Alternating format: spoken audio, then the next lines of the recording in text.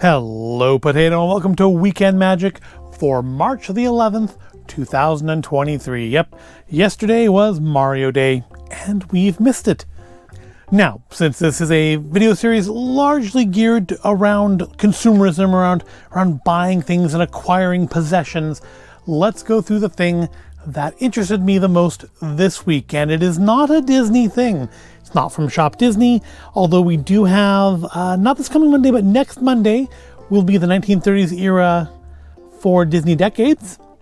So that should be interesting. I haven't seen any pictures still as far as what that is going to be, other than that initial picture of the band leader Mickey backpack that they had up last month. But the thing that interested me the most this week was a Lego thing. Yeah, that's probably would have been your second guess if it wasn't a Disney thing, because of course not being Disney does rule out Haunted Mansion stuff. And I haven't seen any new Haunted Mansion stuff anyways. But Lego has unveiled some new Jurassic Park Lego sets. See, buying that Jurassic World Carnotaur set was a mistake, because now that I've got one, I have opened the dam and the floodgates are open, and I'm gonna want to buy more because I'm gonna want more of the dinosaurs. Mostly, honestly, it's mostly the dinosaurs, but they have unveiled some new Jurassic Park sets. Not Jurassic World, but Jurassic Park, the original movie from when I was in high school, so let's not really dwell on how many years ago that actually was.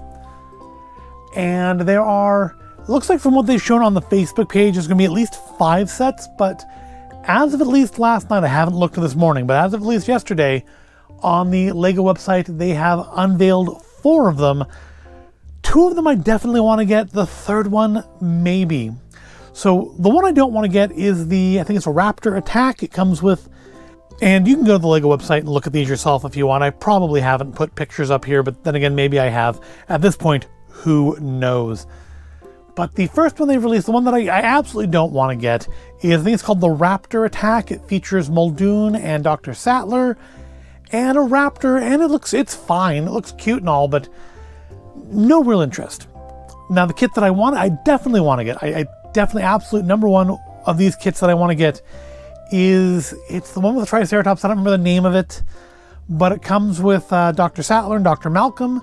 It comes with the classic original Jurassic Park ride vehicle, like the one the guests would have ridden in the movie. I think it's a Ford Explorer. In the book, it was a Range Rover. In this Lego set, I'm sure it will be something that is intellectually distinct, so they don't have to give anybody any extra monies. But the Triceratops, it looks really cool. It looks a lot nicer than the Jurassic World one that is currently available. It's the same mold and everything, but the coloring looks a lot nicer. It looks more, to me, naturalistic. Not that I know what a real dinosaur would look like, but it's not as black and red as the current one is. But I definitely want to get that one. That one's going to be, I think, about $50. Then there's the next one, the second place I want to get is, I think it's called the Dilophosaur Encounter. And that is the one that comes with, of course, the spitter and a very nice Jeep. I think it's going to be like a $30 set, so it's not a lot here, but a very nice Jeep, and the Dennis Nedry minifigure. Now, I'm sure the Dennis Nedry figure is going to basically just be the head and hair from the Newman figure in the Seinfeld set, but you know what? I don't care.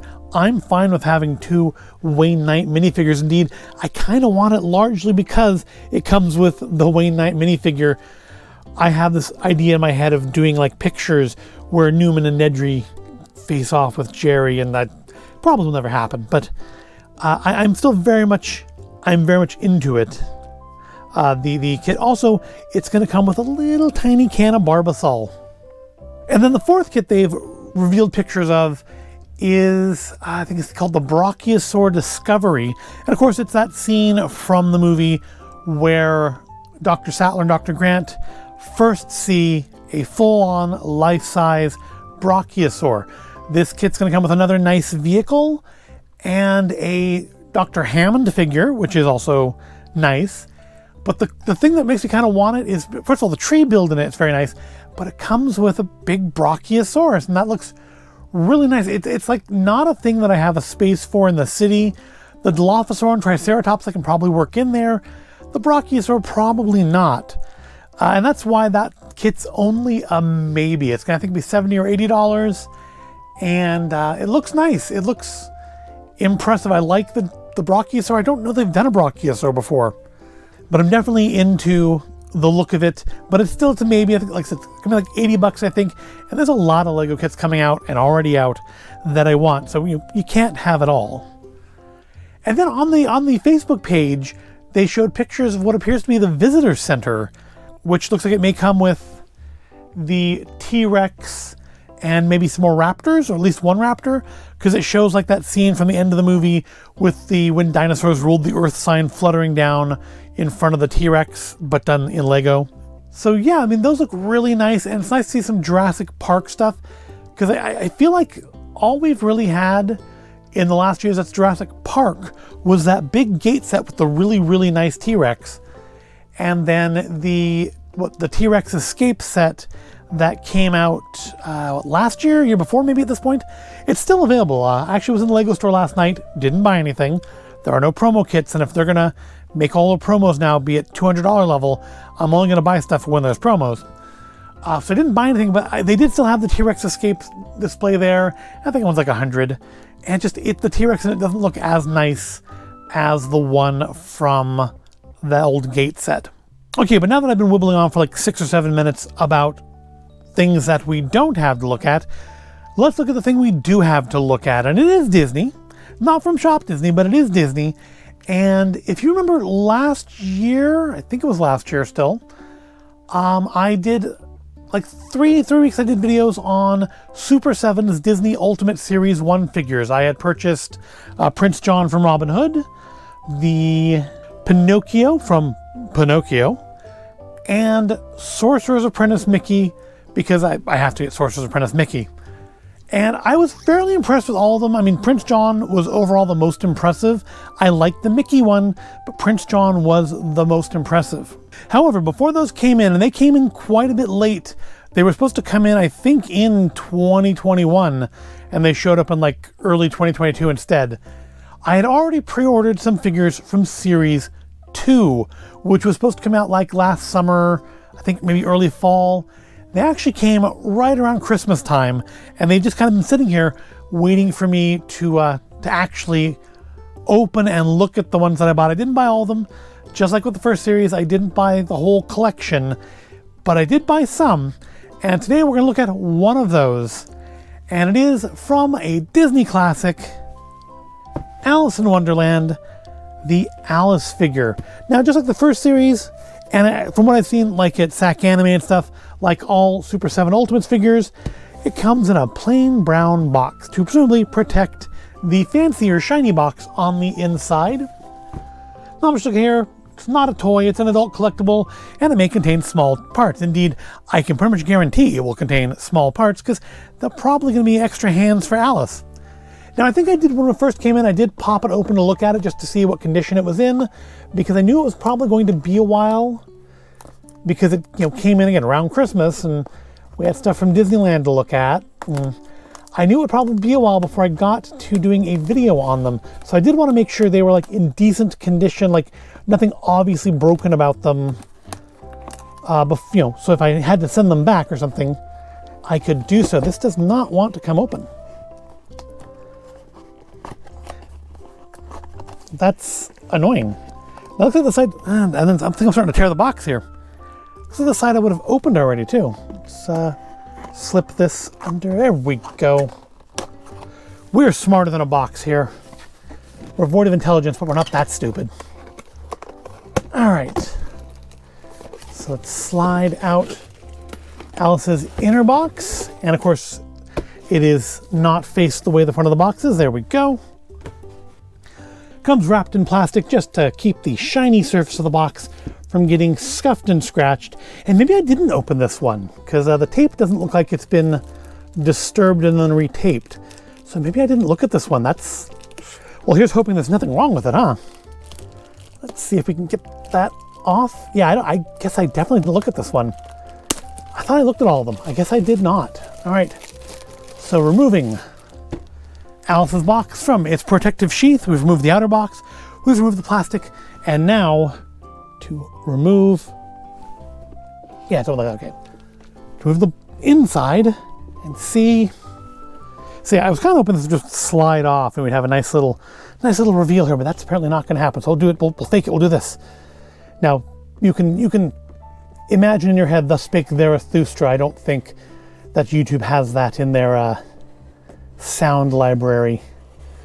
Ba-da! Yep, there we have Alice, cloth dress. We have a little mini Alice that's been shrunk down. We have the cat. We do indeed have some extra hands. We have 3 heads, and honestly, right off the bat, I'm having some issues with the faces again. I think I had that issue with Pinocchio as well. His face was not perfect.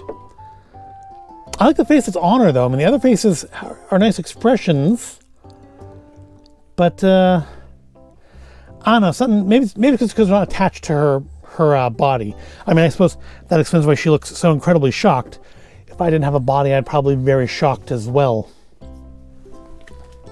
Alice, a young daydreamer living a mundane life, her only escape comes via her otherworldly imagination. With it, she finds herself going down a rabbit hole and lost in the strange but whimsical world of Wonderland.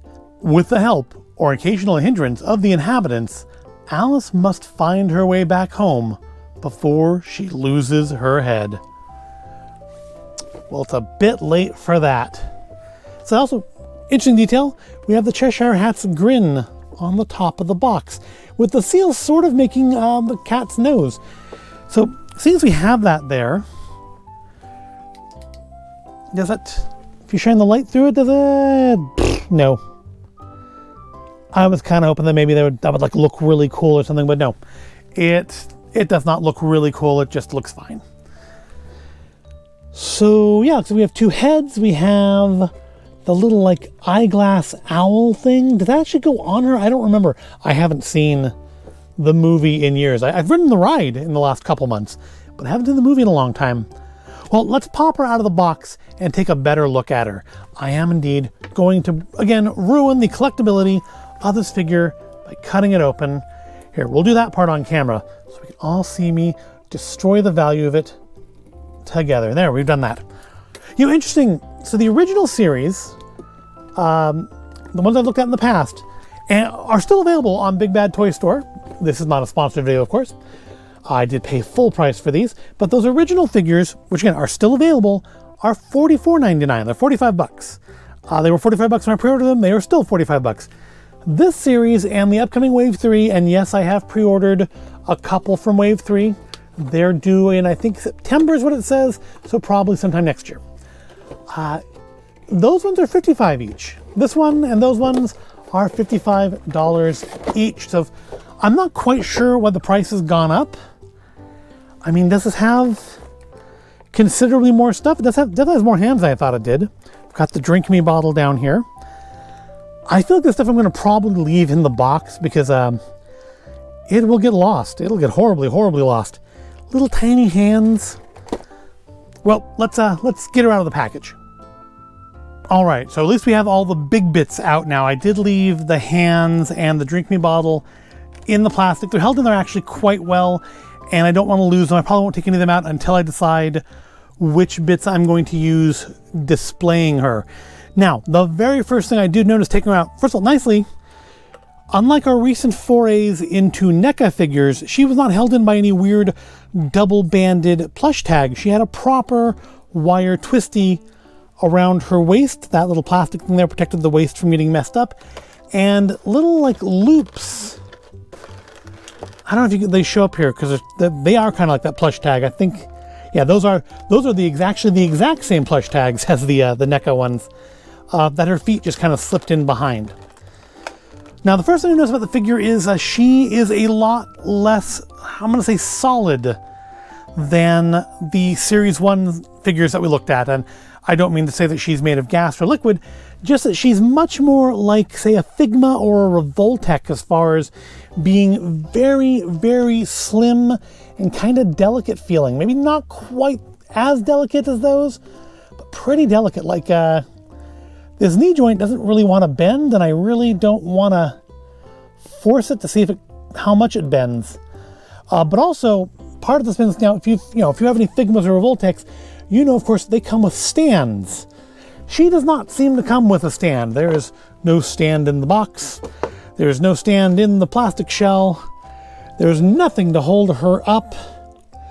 And she does not really stand up very well. I mean, to be fair, the other ones, the Series 1 figures, Mickey in particular, falls over all the time.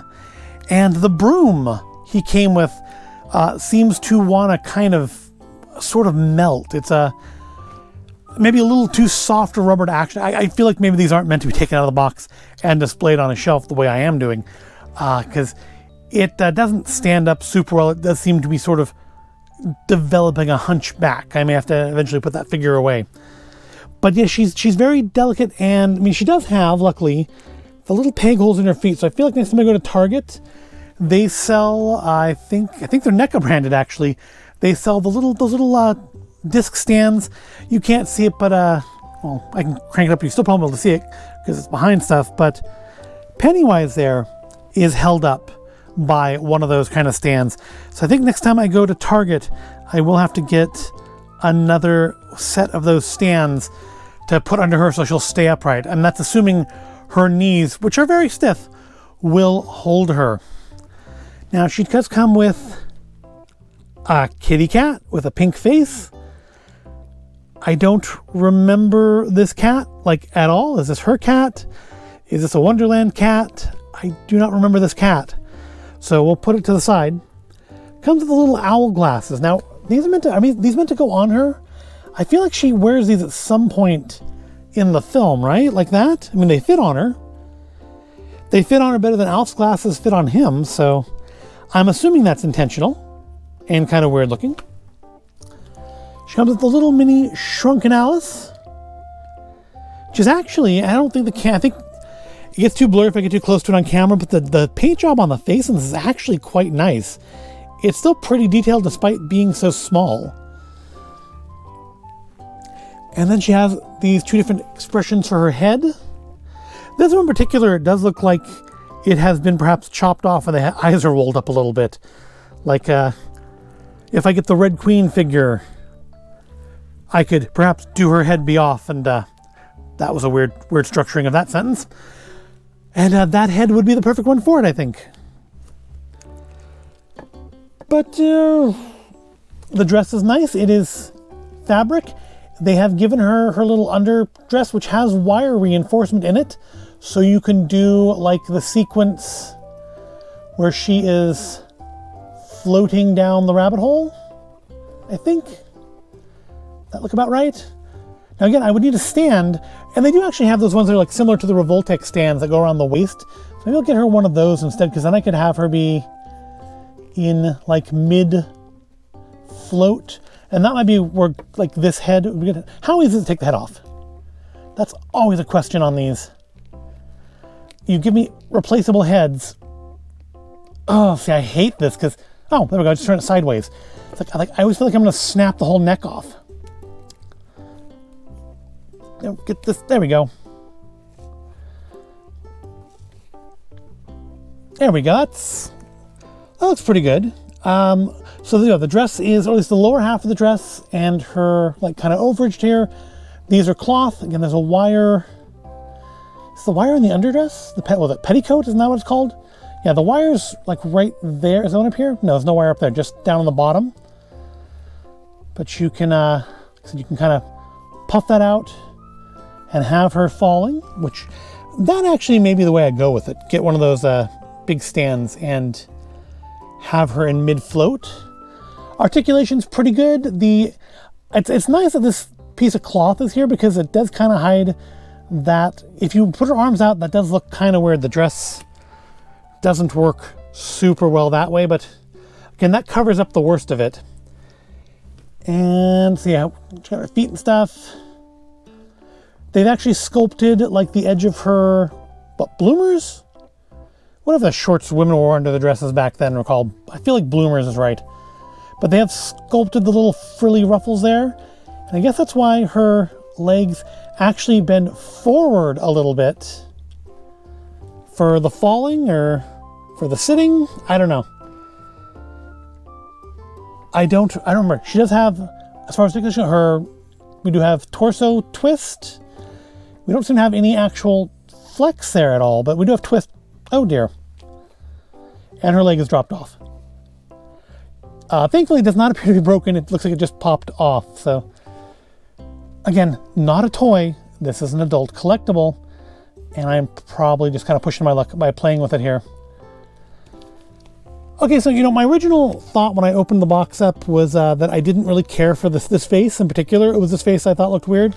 They actually all look kind of weird, severed from the body. It doesn't look bad now. I thought it just kind of looked maybe a little washed out, like it was a little lacking detail. But I take that back. Put on the body, it looks absolutely fine. But again, back to articulation. We don't have a lot of articulation in the knees. It doesn't feel like her leg can't bend back all the way. I think actually the bloomer there gets in the way of it anyways. But yeah, it has like a weird amount of forward bend, which I wouldn't expect. Obviously, we have some nice rotation back and forth a little bit here at the hips. But as we already found out the hard way, if I twist the hip a little too hard, the whole leg drops off. Feet, just kind of forward and backward. We do have some rotation at the knee. So you could have her, I don't know. I do see a paint flaw here on the arm. We have some blue bleed onto the arm there, which is not nice. Yeah, it doesn't come off. I don't know if that's like blue under the plastic that's bleeding through the like flesh toned outside, or if it's just some blue plastic dripped there when they were molding the rest of it, or the paint or whatever. But that's not a deal breaker. It's annoying because now that I've seen it, I can't not see it, but it's not a deal breaker. Faces over are nicely sculpted, nicely painted.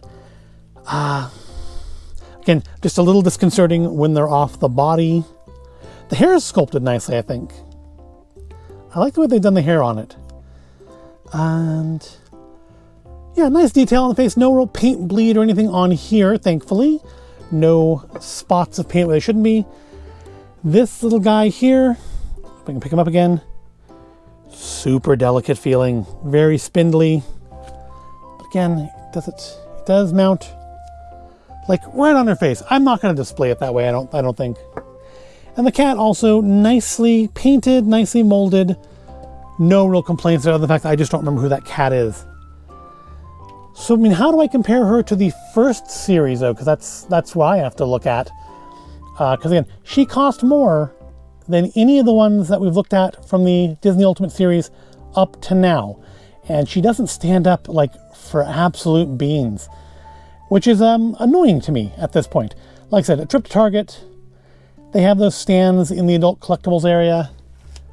There we go. Just be gentle. All right, she's standing. They have those stands in the adult collectible area, so I can get some of those and eliminate that problem straight off. It just would have been nice for $55 had the box had one in it. But yeah, I kind of feel like they don't expect you to really open these and display them out of the box.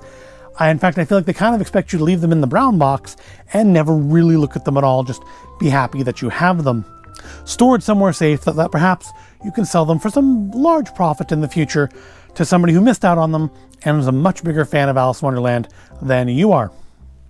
But yeah, this piece is definitely going back in the box. I feel like just Alice is going to stay out. I may swap the hands. I'm not 100% sure.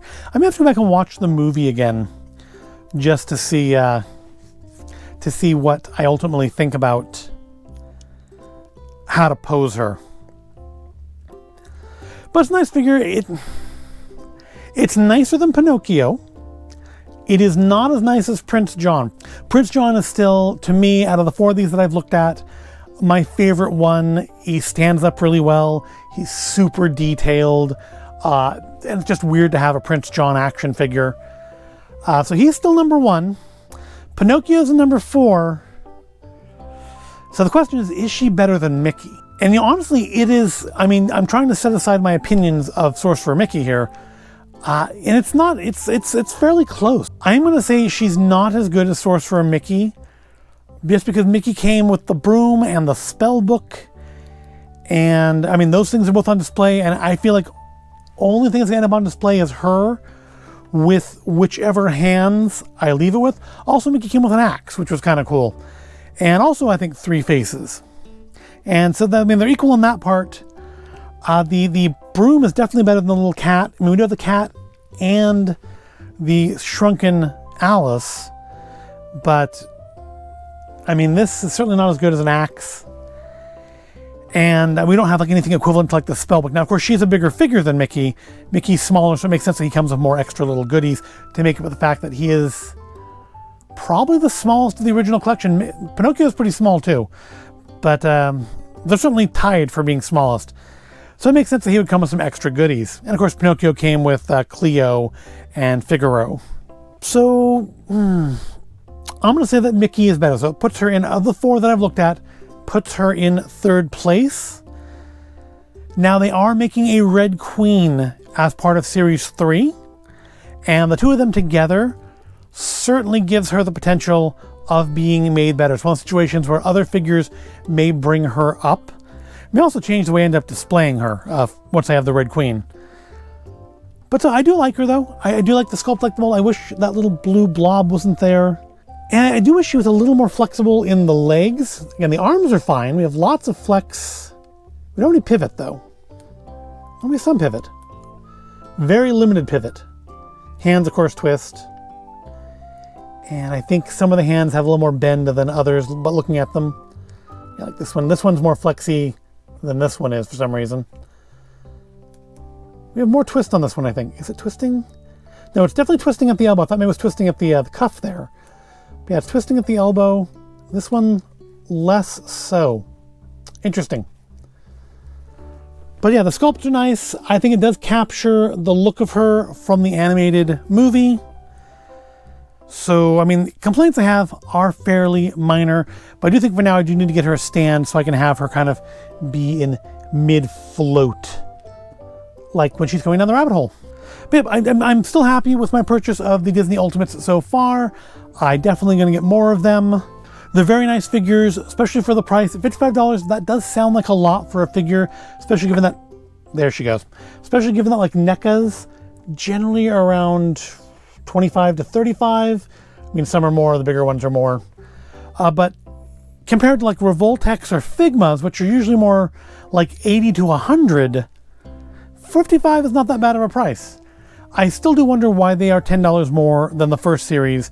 Again, the first series hasn't gone up in price. They're still 45 bucks. So I don't know what happened there, but I do like her. She is quite nice. I'm glad to have her in the collection. I have no regrets in purchasing her. And we will have some more of these figures to look at in the future. But that will wrap up today's video. At $55 a piece, I'm not going to do more than one in a single video. So I hope you found this all interesting or entertaining. If you did, go ahead, give it a like, subscribe to the channel, and let me know in the comments if you think, which head do you think I should have? Should I have the, like, just kind of normal smiling head?